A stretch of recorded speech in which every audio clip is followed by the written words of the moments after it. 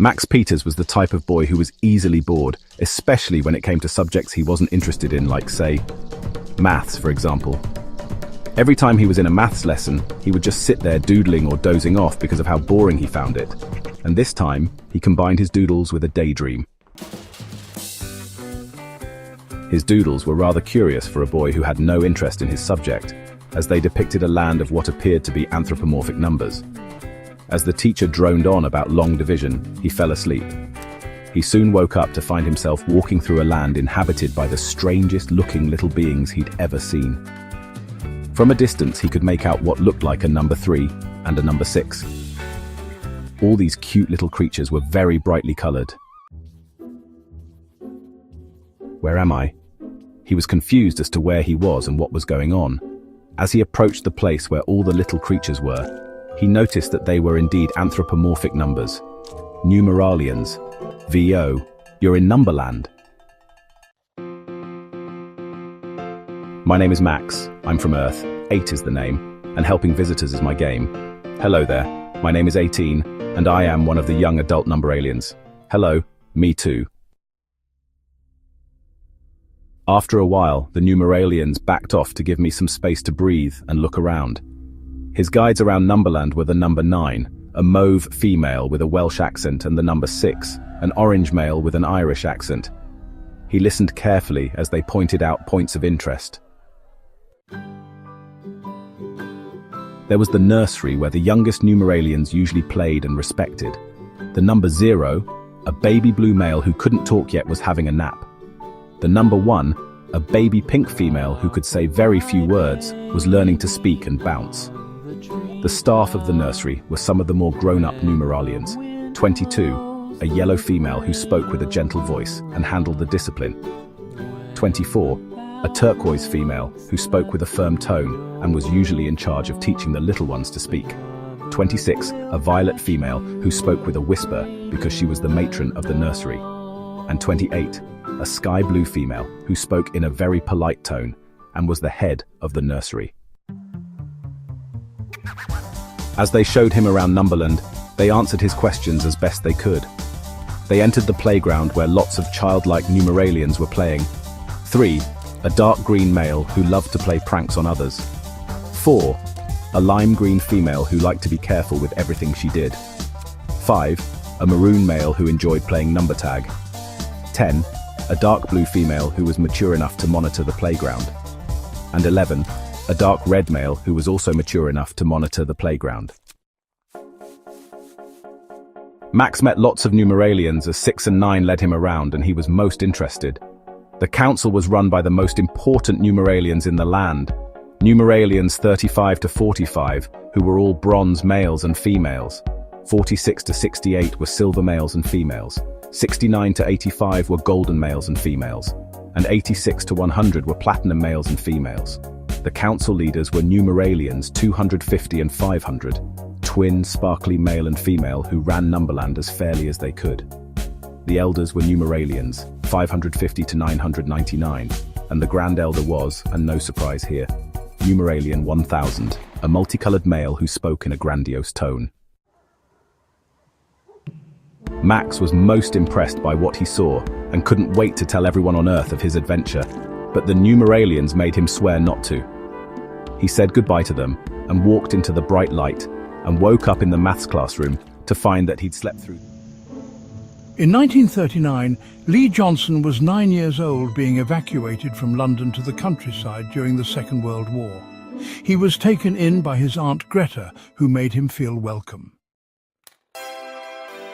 In 1945, he was 15 years old and returned to London after 6 years away for his own safety. He was devastated to learn his father had perished in the war, making his mother a widow, so he took on the responsibility as man of the house, got a job and started putting money in the kitty. In 1949, he was 19 years old and burying his mother, who had died of cancer. He was devastated by this, as he was really close to her. In 1952, he was 22 years old and went off to university for the first time to train as a doctor. In 1958, he was 28 years old and graduated from the medical course with full qualifications in medicine. He moved to Upperhampton and became a doctor at Upperhampton City Hospital. In 1961, he was 31 years old and had been a doctor for 3 years. He was also dating his secretary, a woman named Eileen Brewer. In 1962, he was 32 years old and married to Eileen. They lived in a big house near the hospital and were very happy together.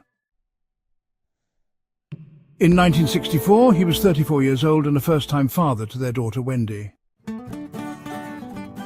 In 1966, he was 36 years old and a second-time father to their son Ralph. In 1970, he was 40 years old and celebrating his big milestone with his wife and kids. In 1973, he was 43 years old and was on holiday with his family, wife Eileen, daughter Wendy and son Ralph. In 1975, he was 45 years old and seeing a very difficult patient. He couldn't get his patient to cooperate, so he had to ask his assistant nurse to help. His 11-year-old daughter Wendy was observing everything as part of their Bring Your Child to Work Day. In 1985, he was 55 years old and was performing an important operation after just qualifying as a surgeon. In 1995, he was 65 years old and retired from his job as a doctor, along with Eileen, who was also retired. In 1996, he was 66 years old and had just attended his daughter Wendy's wedding to her partner Dennis Freeman. In 2000, he was 70 years old and was now a grandfather as Wendy had given birth to a son named Kenneth. In 2003, he was 73 years old and was attending his son Ralph's wedding to his partner Louise Potter, and it was a beautiful ceremony. In 2005, he was 75 years old and had become a second-time grandfather to a granddaughter Lucy, Ralph and Louise's daughter. In 2008, he was 78 years old and had buried his wife Eileen, who had died of old age. It was a very sad day. And finally, in 2022, he was 92 years old and on his deathbed with his whole family around him. His children Wendy and Ralph, who were now 56 and 58 years old, his son and daughter-in-law Dennis and Louise, and his grandchildren, Kenneth, who was now 22, and Lucy, who was now 17. They all sat with him for comfort as he passed away peacefully with his family around. Semajically AI Series 2, Episode 24, The Story of Peter Cottontail. What if I told you the magical talking bunny, the Easter bunny, wasn't always the 6-foot-tall, upright talking bunny we know today? You don't believe me, do you? Well, listen to this story and you will go from skeptics to believers. It all began more than 400 years ago. A father brought home a pet rabbit for his children. They adored him so much, for he was then a regular fluffy white bunny with a tail of cotton. So they decided to name him Peter Cottontail, and he became a very popular little bunny from the moment they christened him with the name. Over the next couple of years, they cared for him every day and absolutely loved him.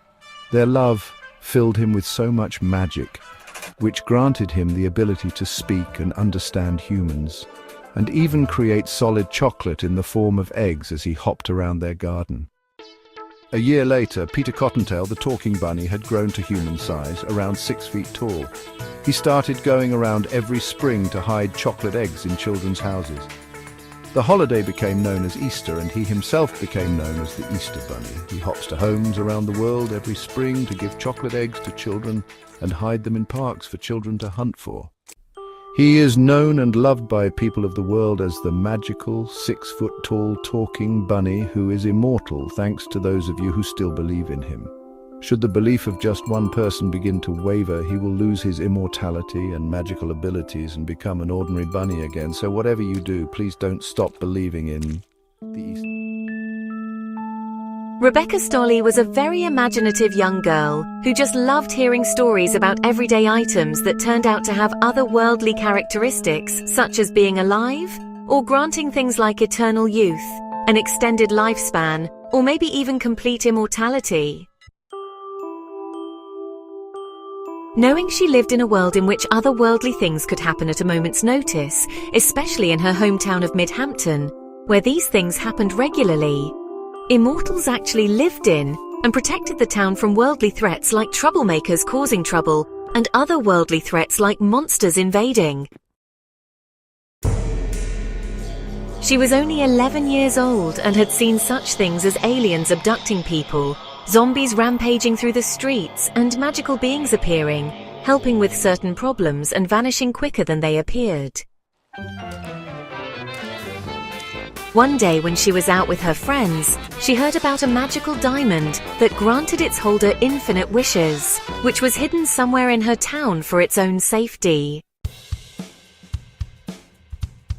Upon hearing about this, she immediately thought the bad people of town would go after it and abuse its power, so decided to form a group and go hunting for it before the brats got a chance. Joining her on this journey were her best friends Sophie Ryan, Simon Lance and Morag Cohan. Chaperoning them were their older siblings, Ash Stolley, Ben Ryan, Sierra Lance and Tina Cohan, all going with them for their protection. With their group formed and armed with a full map of the whole of Hampton County, as their quest would lead across the county, a 45-year-old woman with red hair and dressed in red heroic attire teleported in front of them. This was Marcia Bennett, a Martian who was adopted by the Bennetts when they found her in America in 1980. She was now a member of the Hampton Heroes. She'd come to warn them to be extremely careful on their quest, and assigned another member of their group to join them. Immortal Joseph Malloy was chosen to go with them.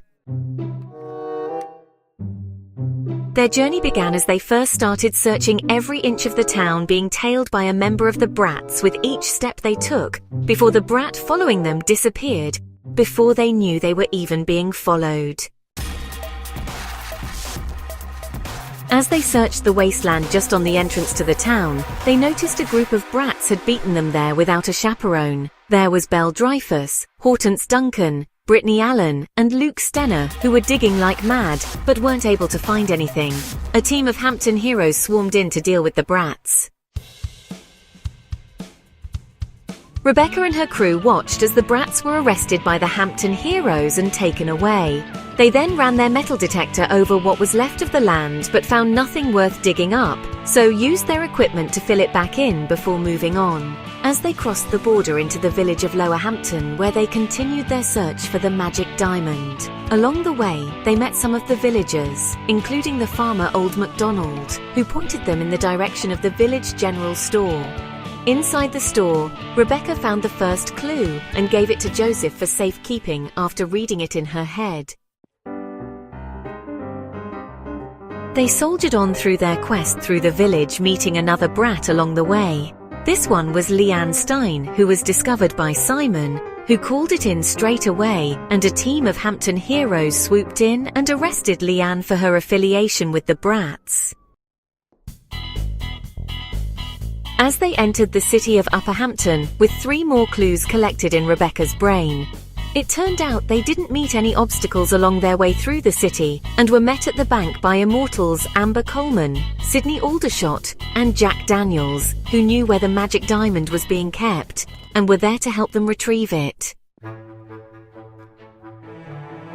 They led through the bank until they were deep down in the security vaults until they reached a maximum security vault, which only the Hampton heroes knew how to enter. Amber told them to look away, which they did, while the immortals performed the secret security maneuver to open the vault.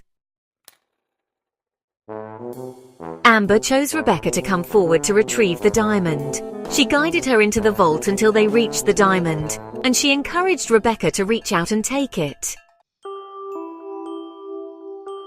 Once Rebecca held the magic diamond in her hand, it began to blink. This was its way of searching her mind, heart and soul, until it realized she was there to save it, and let her take it, flashing in her hands before becoming the shiny gemstone it should be. This meant it was ready to start granting wishes, and as it was bonded to her, she had to dictate their wishes to it. They made it back home safely, thanks to the diamond for protecting them, and the immortals for helping them along the way.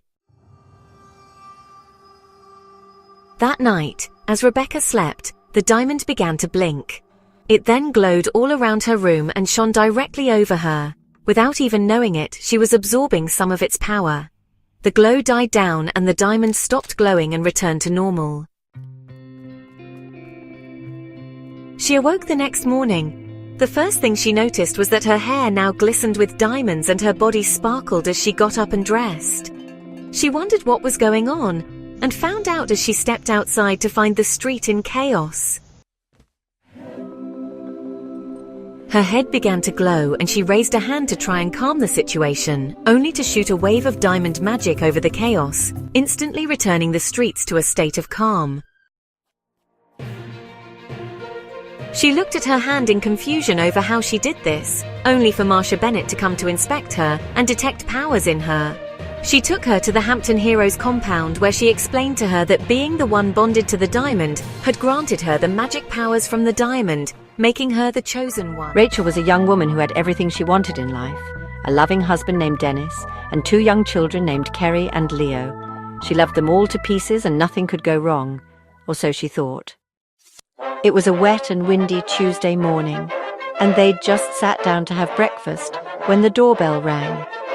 She went to open it and found a police officer standing on the doorstep. The officer asked if she was Rachel Youngman. She said yes, and asked what was going on. The officer had pushed her way into the house and ordered Rachel to turn around and put her hands behind her back. Rachel asked what she had done wrong, but was forced around and handcuffed in front of Dennis and the kids. Dennis demanded to know what was going on. The police officer then told them she was arresting Rachel for armed robbery and forcefully escorted her from the house into the back of her patrol car as Dennis demanded that she be released straight away as she was innocent. That didn't work, as the police officer got into the car and drove away with Rachel in the back of the car.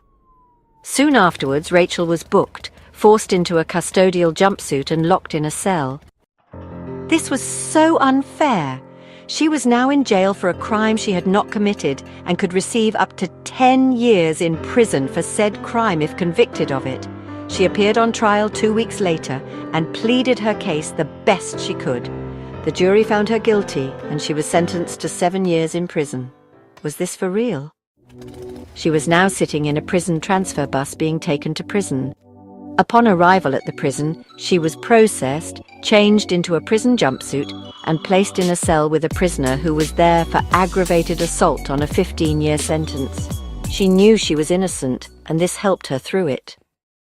2 years later, a witness came forward to point out that they had the wrong woman in prison for armed robbery. The Rachel they were after was actually Rachel Youngman, not the Rachel Youngman they'd arrested and sent to prison for the crime, and showed them a photo of the actual perpetrator. This was enough evidence to exonerate Rachel, and she was immediately released with a full apology and compensation for her wrongful arrest and imprisonment. And that was Rachel's story. Wrongful accusations can happen to anyone, so please beware. Semajically AI. Series 2, Episode 27, Apartments of Time.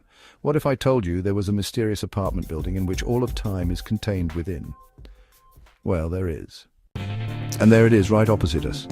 That insanely tall building built up with moss, stone, bricks, and some futuristic metal that looks like it hasn't been discovered yet. Let's go inside and take a look.